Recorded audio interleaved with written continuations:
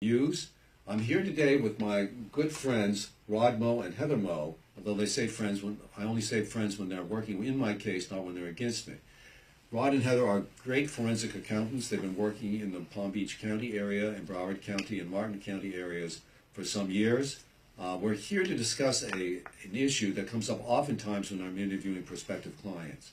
Almost every one of my prospective clients are concerned about their spouse hiding assets. And inevitably, they start talking about accounts in Belize or accounts in the Cayman Islands or accounts in exotic locales.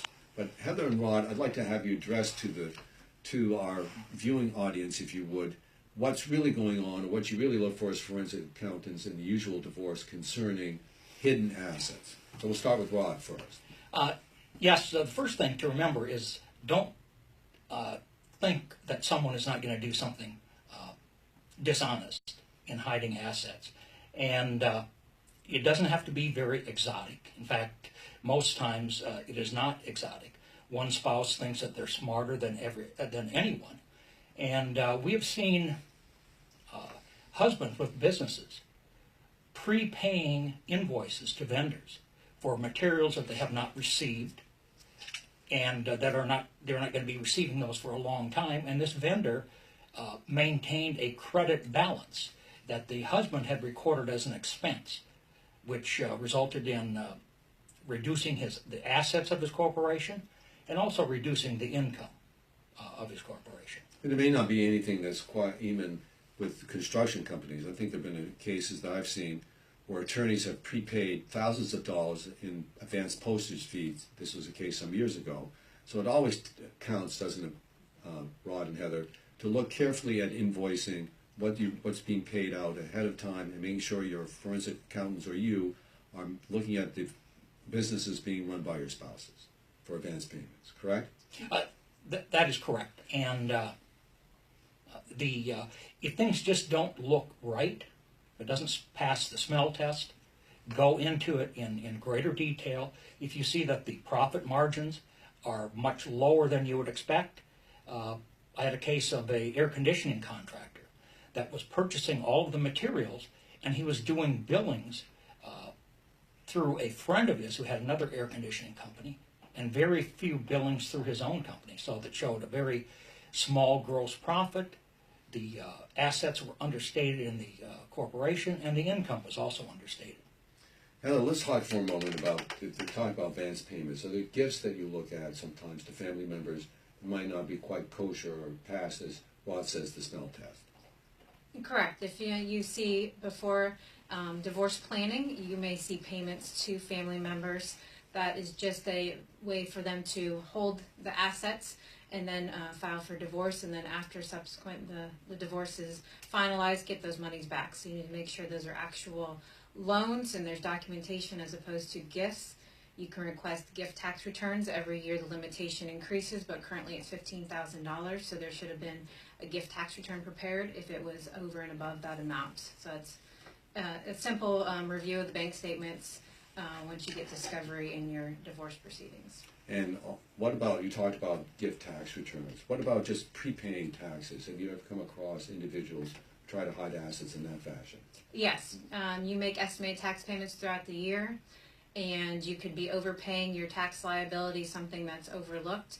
And a few years down the road, the spouse could file an amended return or file returns initially and receive a refund subsequent to filing for divorce. Now, Rod, sometimes we're concerned about waste issues in dealing with gambling, but is there a way in gambling in which you can try to hide assets from your spouse during a divorce? Yes, there is. You can waste money through gambling, but a scheme that I saw a husband take was he did not cash in his chips on gambling, and he purchased extra chips. And he had a large stash of gambling chips that he could cash in at any time at the casino, but during the divorce, that money remained in gambling chips. That obviously was not reported on his financial affidavit, and so they can be a bit sneaky. So A rule of thumb is if your spouse is involved in gambling, make sure you're looking around to see if there are any chips around. And chips can be in high denominations. They can be $5,000, $10,000, even $20,000 chips, can't they?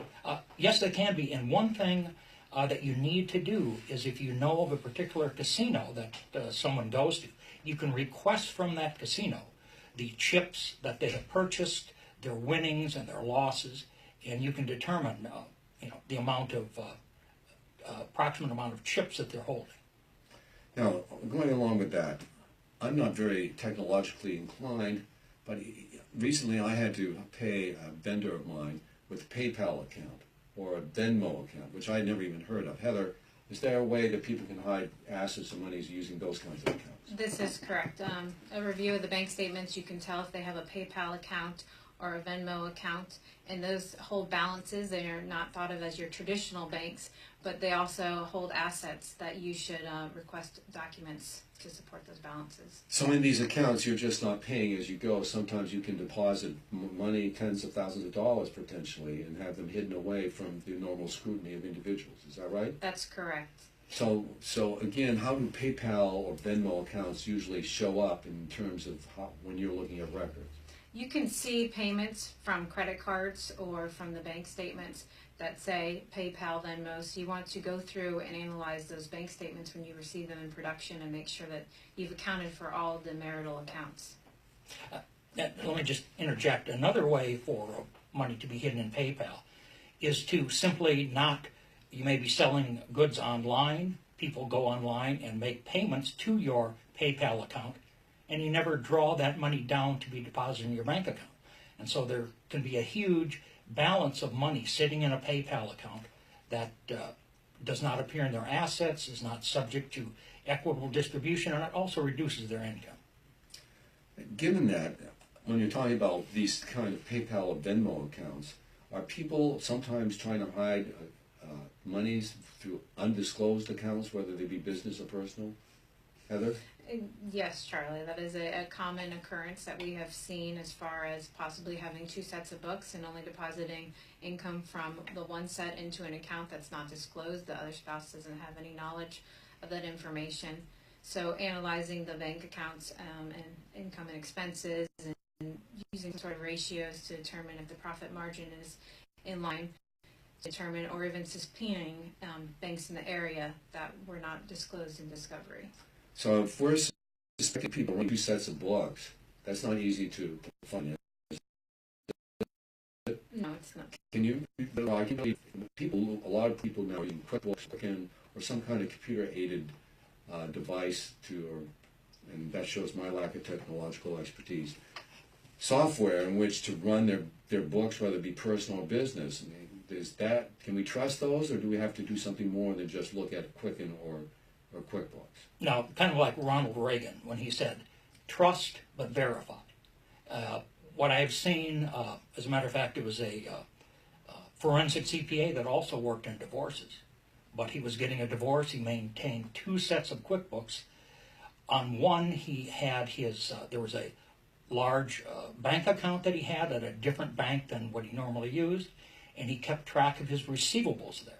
And then he had another bank account that he used for his tax return preparation that did not reflect all the receipts from clients that he just diverted to this other corporate bank account. And what he would do, he never wrote any checks out of this account. And he diverted approximately $1.5 million in fees over a 2-year period of time. And what he would do, he would go to the bank, and he was the only signer on the account, and he would make a cash withdrawal from the bank that he would use for paying personal expenses, and there was just no trail of it in the accounting records that he provided to us in discovery.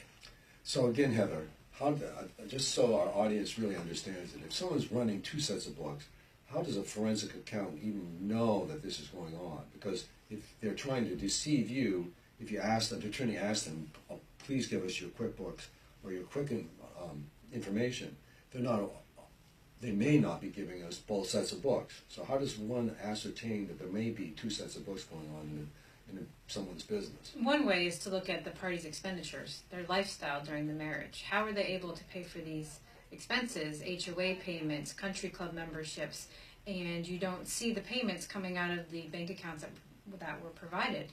You need to request additional support for those payments and be able to substantiate their lifestyle if they don't have enough debt accumulated in the marriage. It does appear, well, let's also talk about another point, is lump sum payments to credit cards. What is that a danger sign for what, particularly? I recall one divorce case.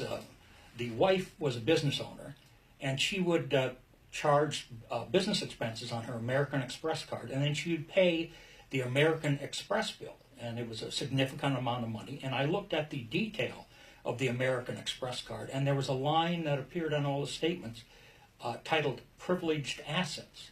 And I knew from another divorce case that that was really an annuity investment.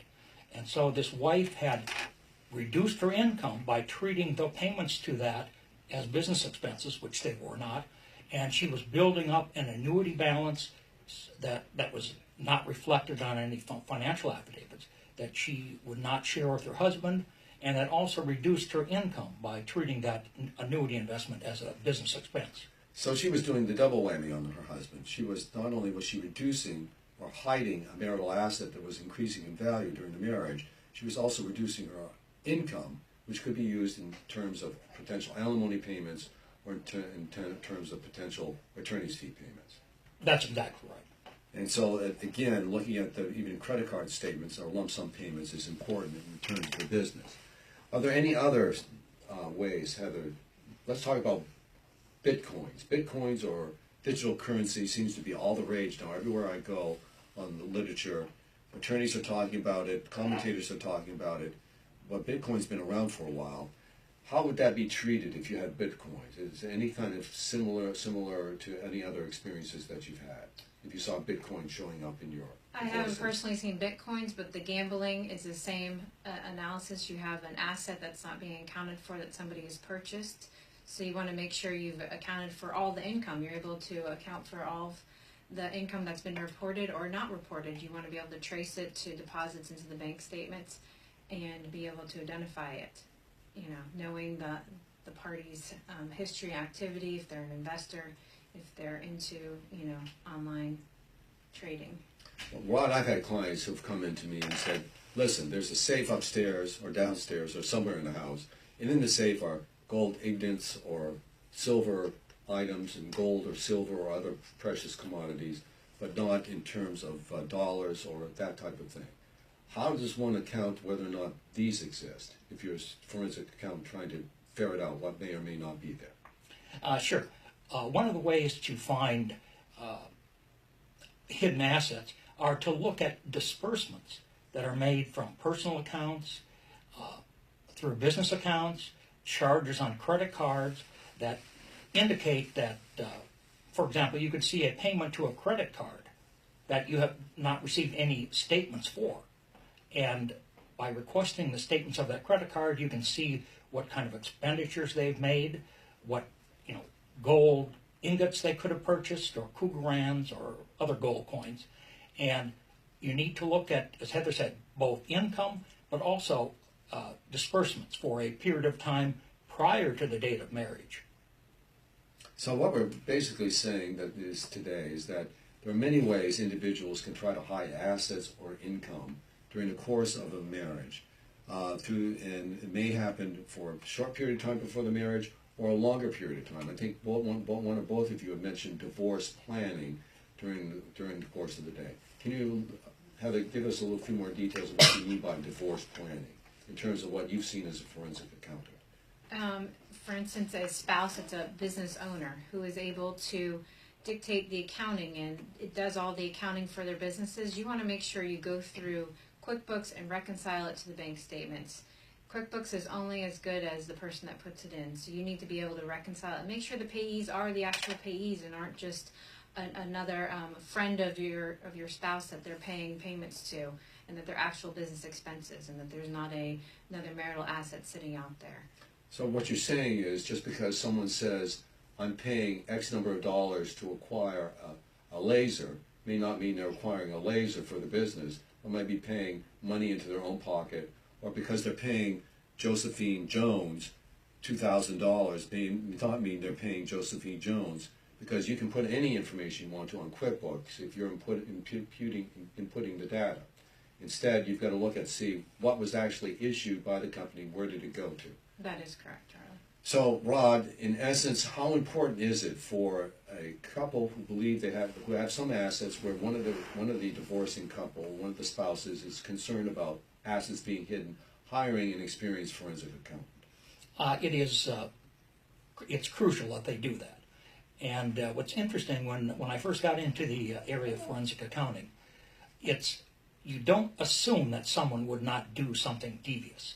And the things that people do to hide assets that you would never imagine someone doing, they do those kind of things. One interesting concept is I've seen business owners receive payments made payable to their corporations, which are supposed to be deposited in that corporate bank account and not cashed, but they will go to, there are liquor stores that will cash the checks for them, give them currency for a small fee. I believe it's all part of money laundering. And then the spouse that did this has the currency, understates the assets of the corporation, understates the income, and once assets are converted into cash, it's very difficult to find those checks. And one thing that is very useful, if we identify checks that we see going out the door and we don't know where they ultimately went, that spouse can be charged for those unaccounted for funds as an asset, and then the other spouse receives real assets in hand in exchange for that. So, ladies and gentlemen, in summary for today's presentation, you don't have to believe that your spouse is ferrying money outside the United States to exotic locations such as Belize or the Cayman Islands or elsewhere in the United States. There are many, many ways in which spouses may attempt to hide income and or assets during the course of the divorce, and may start doing so by planning their divorce, sometimes even years in advance. And again, the importance of having experienced forensic accountants to assist you, I can't understate.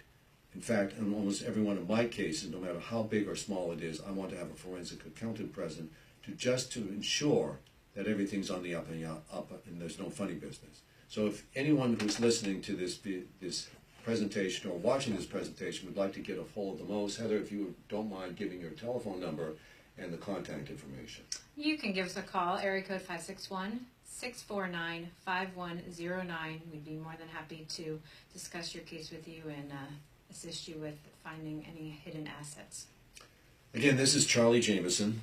I am a board certified marital and family law attorney in the state of Florida. If you wish to have a consultation with our law firm, you can contact us at 561-478-0312, or you can contact us at cjamieson@cjamiesonlaw.com. And remember, if you count on your family, you can count on us to protect your assets and your family. See you next time.